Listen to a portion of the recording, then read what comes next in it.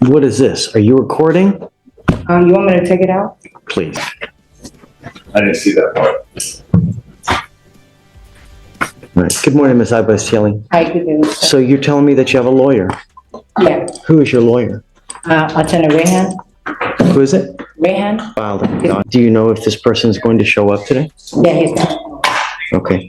We're just going to do probable cause now. You now are charged with unlawful restraint. You're facing up to a year in jail and or a $4,000 fine. We're going to do probable cause. You have the right to remain silent. Anything you say can or will be used against you. You have the right to have an attorney present during questions And just like that, Judge Fleischer sets the tone. No sugarcoating, no soft words, straight to the point. When a judge starts this way, you know it's going to be a tough session. If you cannot afford a lawyer will be appointed to represent you. We will do this now. And then after that, we will just have you wait right over there for your lawyer to come. Hopefully they will show up. Okay, I love it. Good morning. On August 5th, 2024, officers were dispatched to a hostage event at a townhouse in Harris County, Texas. The reporting, who is the project manager of the townhouse complex, called 911. The reporting indicated that the defendant was wearing an all-black religious garment and had a face mask. She had locked one of his employees, the complaining witness, inside a townhouse against his will. The reporting advised the defendant was trying to evict a witness, or trying to get a witness to self-evict. She was trying to get the witness, who was her tenant in the townhouse, to self-evict by shutting down the power repeatedly. The complaining witness, who was the maintenance man for the townhouse complex, went to go check on the tenants to see if they were okay. The reportee indicated that the defendant locked the steel gate, which would not allow the complaining witness to leave. They had a key lock on the front and key lock on the back side. The tenant did not have the key to the back side of it, so if she locks the front, there's no way to pass through the gate. Okay, so the unlawful restraint is out? Yes, Your Honor. Outside? It's a gate, and then like the gate in the porch, on the porch, like a burglar gate. Okay, so I'm assuming, so here's the door, and then you have, I guess, what, like those black burglar bars that they say. Sure. So he couldn't get in. Here's the classic defense. A bad choice. But in Judge Fleischer's courtroom, excuses don't fly. Every decision has weight, and she's about to make that crystal clear. Into the house? He couldn't get out of the house. And he couldn't She get locked out. him in the house without electricity or air conditioning. And no back door to get out? No window? I don't understand. We're getting there, Your Honor. When officers arrived, they spoke with the complaining witness, who said that he escaped 5 minutes prior, and the defendant and the witness were still inside the home. The complaining witness reported the house was really hot because the air conditioning wasn't on.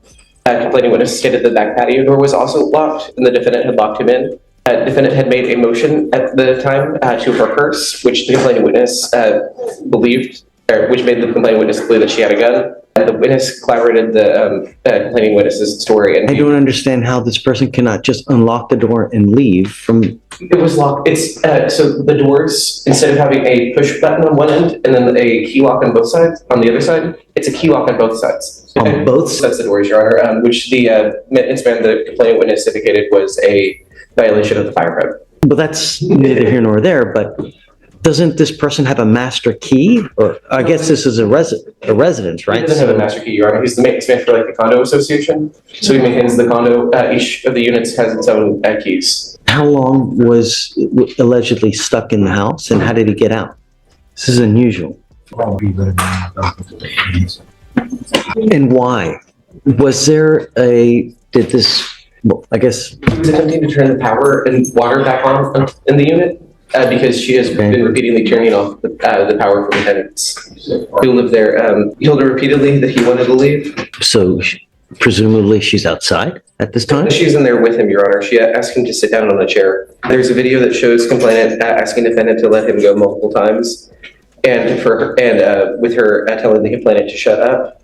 I don't have the means by which he had left the apartment, Your Honor. I just know that he got out at some point. He got out 5 minutes before the officers arrived. So he was able to leave 5 minutes before the officers arrived? Yes, Your Honor. Did she let him go? So it says, for the OR, at least, the duration of time, I know that was asked, was an hour and 20 minutes. I'm going to see how he left. I'm trying to read through the OR to supplement your questions, Judge. I don't know if I'm ready to rule yet. Ms. Ibasieli, are you sure that you're going to have a lawyer here today? Because I'd like to hear your side. Lawyer, yeah. Attorney Rehan, yeah. This is the harsh reality check. Judges don't just punish. They remind defendants of the ripple effect their actions cause. It's not only about the law, it's about life itself. I'm going to rule just yet, but I'd like to hear your side. If there's, I'd like to be silent. I'd like to wait on my lawyer. well, right, I'm right, and I'm not asking you to say anything now. When that person gets here, then you talk with them, and then we can Yeah, sure. readdress Yes, sir. PC at Yes, you that. are. So do you mind just taking a seat for me and then just giving us a heads up when your lawyer comes? Come, Miss Agbacieli, come up, ma'am. I explained to her the no contact, Judge. Okay, great. Okay,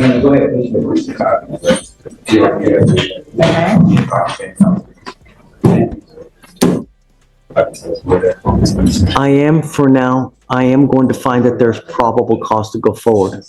If something develops in the future, I have told that you guys can come back and we can argue about probable cause.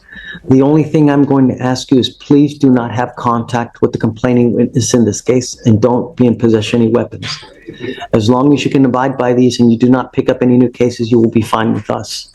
And here's the emotional punch. The silence in a courtroom sometimes speaks louder than any argument. The victim's tears are proof. These choices don't just affect the guilty. They break trust and hearts. Because you have a lawyer, I will waive your appearance. You don't have to waste your time coming to court, but please stay in contact. If he tells me he can't get a hold of you because you're playing games, I will issue a warrant, okay? Do you have any questions? Okay, so just no contact, no weapons, and that's it, okay? Thank you, Judge. Thank you. Okay, thanks.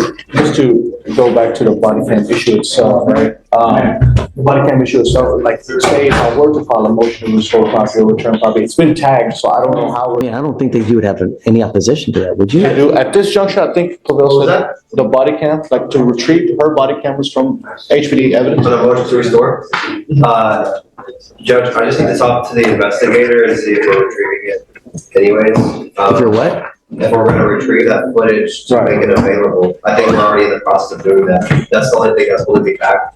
For right now, I'm objecting because of, it's part of a pending investigation. At this point, I just need to confirm it with the investigator. Do you want to set it a couple weeks just to see if that happens?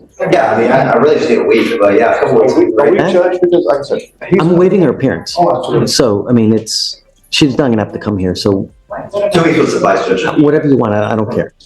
Yeah, because you guys fight over whatever day, and then, I mean, if you want to, I'll grant your motion to get it back, though. Yes, sir. If they're not gonna get it back first, so. Thank you, Judge. Thank you. Have a week. Good morning, ma'am. Hi. Just a little bit down so I can see your eyes. Sure. That's, okay. How are you? Good. Ma'am, you've not picked up another case? That's the knockout line. No mercy, no excuses. Judge Fleischer isn't just handing down punishment. She's giving a life lesson. One decision today can change everything tomorrow. You're charged with terroristic threat. You're facing up to 6 months in jail and or a $2,000 fine. We're going to do probable cause. You have the right to remain silent. Anything you say can or will be used against you. You have the right to have an attorney present. If you cannot afford one will be appointed to you. Judge, if I could just confirm the name. Agbacieli. On April 1st, 2025, a law enforcement officer was dispatched to a residence in Harris County, Texas regarding a disturbance. Law enforcement officer made contact with the second complaining witness who stated that he was inside the apartment when he heard the first complaining witness outside getting yelled at by the defendant. The second complaining witness went outside to see what was going on, and the defendant yelled at him to stop putting things in the pothole in the parking lot. The second complaining witness told the defendant he was fixing the hole. And the defendant threatened both the complaining witnesses, pointing at them with their fingers, making a pistol shape with their fingers, saying, "I'm going to shoot you." Wait, you said there were two complaining witnesses. Yes, Your Honor. Okay. That's what I have here. It says, "I'm going to shoot you," towards both complaining witnesses. And we have Ms. Agbacieli making the alleged threats. Correct, Your Honor. Yes, Your Honor. Okay. That's what I have here. It says, "I'm going to shoot you," towards both complaining witnesses. And we have Ms. Agbacieli making the alleged threats. Correct, Your Honor.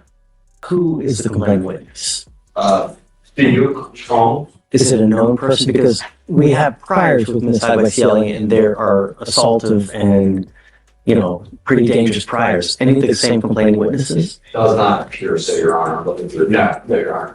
It seemed like it's just, from what we can see, it's just. Was it a street worker? Was it someone working for the city, or It's someone that lives there, Your Honor. just out there fixing the potholes? That's correct, Your Honor. Okay. All right, Ms. Iglesias, I'm going to find that there's sufficient probable cause to go forward with your case. I'm ordering you as a condition of your bond not to have any contact with the complaining witness in this case and not to be in possession of weapons. Do you understand, ma'am? Yes, Your Honor. Okay. Do you have the ability to hire a lawyer, ma'am? Yes, Your Honor. Okay, we can give you time. So what I'll have you do now is I'll have you sign a receipt of victory while you take a seat, while we draft the bond conditions, let you sign it, and after that, you'll be free to go. Yes, Your Honor. Please, ma'am, don't pick up any new cases. Just don't have contact with these people. I don't want to have to put you in jail, Your Honor, it was the same thing the last time, the Just, last case. just please be careful, Yeah. Really. People make false allegations all the time. And I get it. There's always two sides to the story. That's why you have a lawyer. That's why we'll give you time. But the evidence will point to whose side is correct. Yeah, and I do have them. So, please. Thank you.